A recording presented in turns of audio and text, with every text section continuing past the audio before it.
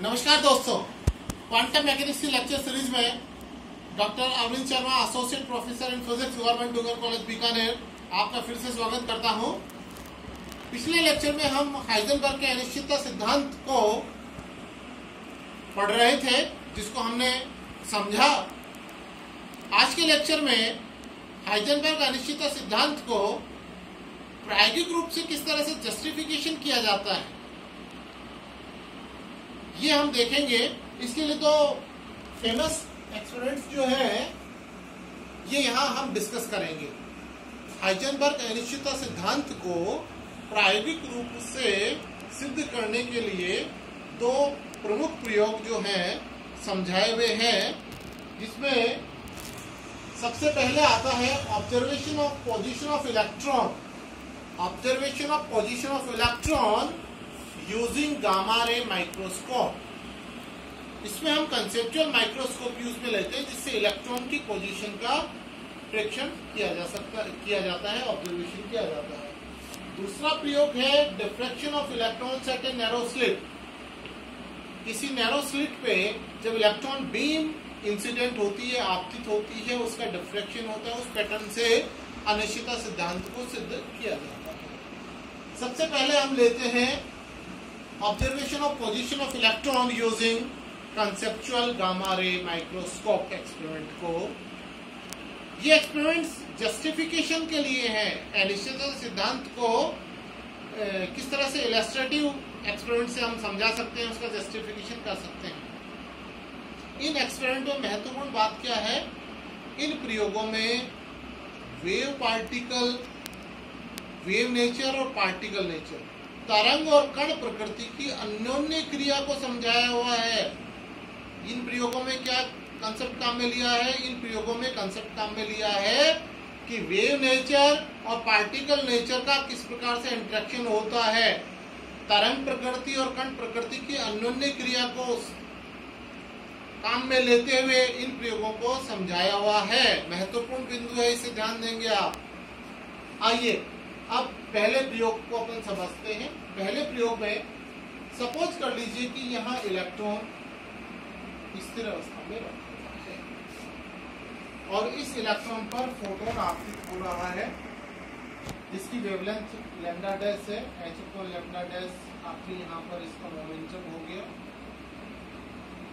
और यहाँ से जब इलेक्ट्रॉन से टकराता है, उसके पश्चात जो वो स्केटर होकर किसी डायरेक्शन में जा सकता है। अब हमने एक कंसेप्चुअल माइक्रोस्कोप को यहाँ ऊपर लगा दिया। यहाँ इसका अभिदृश्यक लेंस है, लगा हुआ है अभिदृश्यक लेंस। कंसेप्चुअल माइक्रोस्कोप उन्हीं फोटोन को ऑब्जर्व करता है जो इन दो डायरेक्शन के बीच में है। जो कोननुमा आकृति बन रही है, इसके बीच में अगर स्केटर हो रहा है, डिफ्रैक्ट हो रहा है, तब कंसेप्चुअल माइक्रोस्कोप इसे डिटेक्ट कर सकता है। यहाँ पर अल्फा जो है ये सेमी एंगल है, हाफ एंगल को अल्फा लिया गया है, जो आपके अभिदृश्यक लेंस इस बिंदु पे बना रहा है, उस कोण के अर्ध कोण को अल्फा लिया गया है, हाफ एंगल को, जिसे हम यूज करेंगे। माइक्रोस्कोप की जो लिमिट ऑफ रिजोल्यूशन होती है, लिमिट ऑफ रिजोल्यूशन मतलब ऐसे मिनिमम दूरी जिसको वो मेजर कर सकता है, न्यूनतम दूरी जिसका मापन माइक्रोस्कोप के द्वारा हो सकता है, वो लिमिट ऑफ रिजोल्यूशन कहलाती है। और यहाँ लिमिट ऑफ रिजोल्यूशन का फॉर्मूला होता है delta X equal to lambda upon 2 sine alpha. Delta X equal to lambda upon 2 sine alpha, अर्थात इससे कम दूरी का मापन माइक्रोस्कोप नहीं कर सकता। अर्थात इससे कम दूरी अगर आएगी तो उसमें अनिश्चितता रहेगी। दैट मीन्स इलेक्ट्रॉन की पोजीशन में जो मेजरमेंट है, स्थिति का जो प्रेक्षण है, उसमें अनिश्चितता कितनी है? Delta x, uncertainty position of electron. Lambda upon 2 sine alpha, जो लैम्डा पे डिपेंड कर रहा है और अल्फा पे डिपेंड कर रहा है। इसके पश्चात मोमेंटम में अनिश्चितता अगर अपन देखें तो इंसिडेंट फोटोन आ रहा है, और अगर हम यहाँ देखें कि ए बिंदु ये है और बी बिंदु, डायरेक्शन में ए दिशा में जो इलेक्ट्रॉन जा रहा है उसकी मोमेंटम के लिए अगर अपन इक्वेशन देखें तो h upon lambda dash plus h upon lambda second A direction. B direction के लिए यदि अपन मोमेंटम देखें h upon lambda dash minus h upon lambda sine alpha, x A और x बी। इलेक्ट्रॉन अगर ए डायरेक्शन में जा रहा है और बी डायरेक्शन में जा रहा है तो अधिकतम बाउंड्रीज जो है दोनों एक्सट्रीम बाउंड्रीज हमने ली है और इन बाउंड्रीज के बीच में जो मोमेंटम है पी एक्स ए और पी एक्स बी, तो जो मोमेंटम में अर्थात जो संवेग में अनिश्चितता है वो इन दोनों के अंतर के बराबर होगी, जो आता है 2h upon lambda sine alpha. हमने इस प्रयोग में इलेक्ट्रॉन की स्थिति में अनिश्चितता, संवेग में अनिश्चितता दोनों को निकाला और दोनों का प्रोडक्ट जो होता है वो अगर अपन देखें तो h के बराबर, अर्थात ये टर्म जो है ग्रेटर देन h², अर्थात हमारा जो प्रयोग है इस प्रयोग का जो परिणाम है ये परिणाम हाइजेनबर्ग अनिश्चितता सिद्धांत की सहमति करता है, अर्थात उसका जस्टिफिकेशन करता है, उसके लिए इलस्ट्रेटिव एक्सपेरिमेंट है। दूसरा प्रयोग आता है diffraction of electrons at a narrow slit, diffraction of a electron at a narrow slit.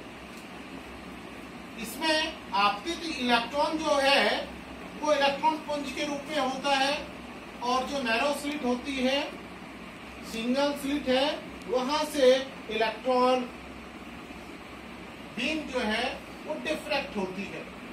यहां जो अभी अपन ने एक्सपेरिमेंट पढ़ा है इसमें जो इंसिडेंट फोटोन था वो वेव फॉर्म में है और जो इलेक्ट्रॉन है वो आपके पार्टिकल फॉर्म में, अर्थात वेव और पार्टिकल का इंटरेक्शन है।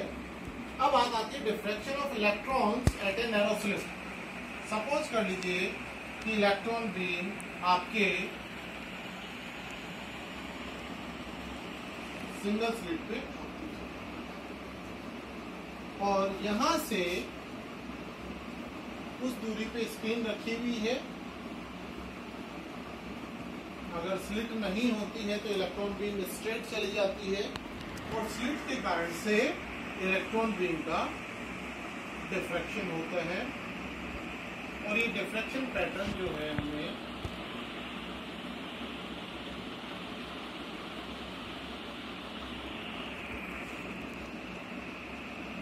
इस प्रकार से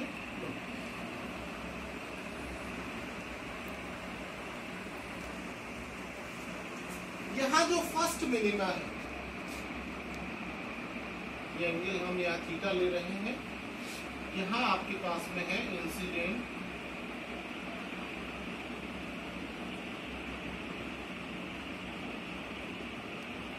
इलेक्ट्रॉन पुंज जो है वो आपतित हो रहा है। ये आपकी है single slit, single narrow slit, ये नैरो होती है नैरो स्लिट।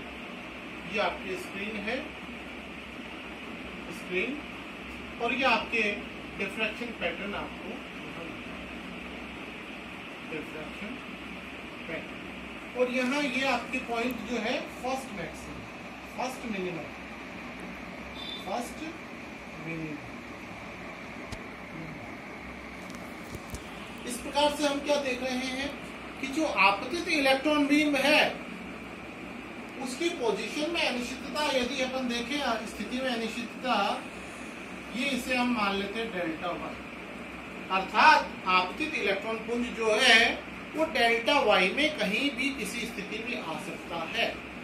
ये अनिश्चितता हो गई आपके स्थिति में। इसे हम निकाल सकते हैं कि जो आपके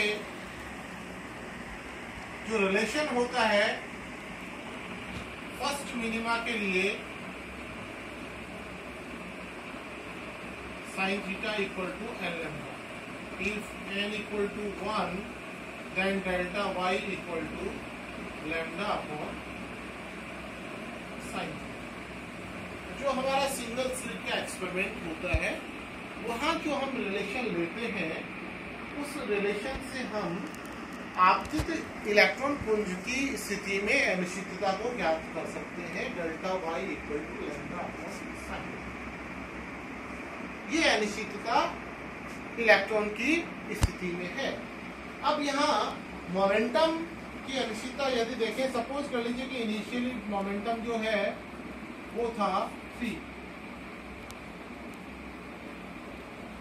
इस डायरेक्शन में हो जाएगा p sin थीटा और इस डायरेक्शन में हो जाएगा माइनस p sin थीटा। अर्थात मोमेंटम में जो अनिश्चितता है उसे यदि हम ज्ञात करना चाहें तो डेल्टा p इक्वल टू हो जाएगा p sin theta minus minus p sin theta equal to twice p sin theta.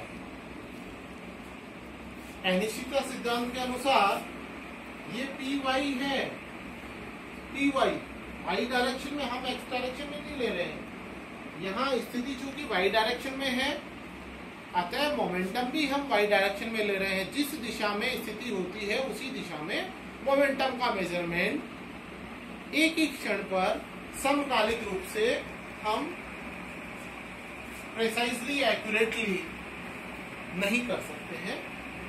यहां से delta Y delta P Y equal to lambda upon sine theta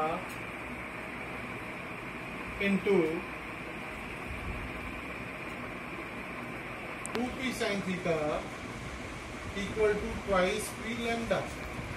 the Broglie relation, de Broglie hypothesis से de Broglie के according lambda equal to होता है h अपॉन p। This implies lambda p equal to h। By using this, इसको use लेने से आपके product जो है जो हम ले रहे हैं वो किसके बराबर आ जाएगा, बराबर ट्वाइस h, जो कि h क्रॉस से होता है। अर्थात ये प्रयोग भी हाइजेनबर्ग अनिश्चितता सिद्धांत से सहमति प्रकट करता है। अर्थात हमने देखा कि दोनों प्रयोग हाइजेनबर्ग अनिश्चितता सिद्धांत को जस्टिफाई करते हैं। इनका इलस्ट्रेटिव एग्जाम्पल जो है वो है, और दोनों प्रयोगों में वेव नेचर और पार्टिकल नेचर के इंटरेक्शन के आधार पर दोनों प्रयोगों को समझाया गया है। कण प्रकृति और तरंग प्रकृति के बीच में जो अन्योन्य क्रिया है उसके आधार पर इसे समझाया गया है। डिफ्रैक्शन पैटर्न वेव नेचर का होता है, इलेक्ट्रॉन बीम जो है वो पार्टिकल नेचर की है। तो इस प्रकार से हमने क्या देखा कि हाइजेनबर्ग अनिश्चितता सिद्धांत के अनुरूप जो अनिश्चितताएं होती हैं वो अनिश्चितताएं नेचुरल होती हैं, नैसर्गिक होती हैं, किसी प्रयोग के कारण नहीं होती हैं, और ये मैटर वेव की जो ड्यूअल नेचर है उसके कारण से प्रकट होती है। अर्थात नेचुरल है ये और ड्यूअल नेचर के कारण से प्रकट होती है। धन्यवाद दोस्तों, हम फिर मिलेंगे। धन्यवाद।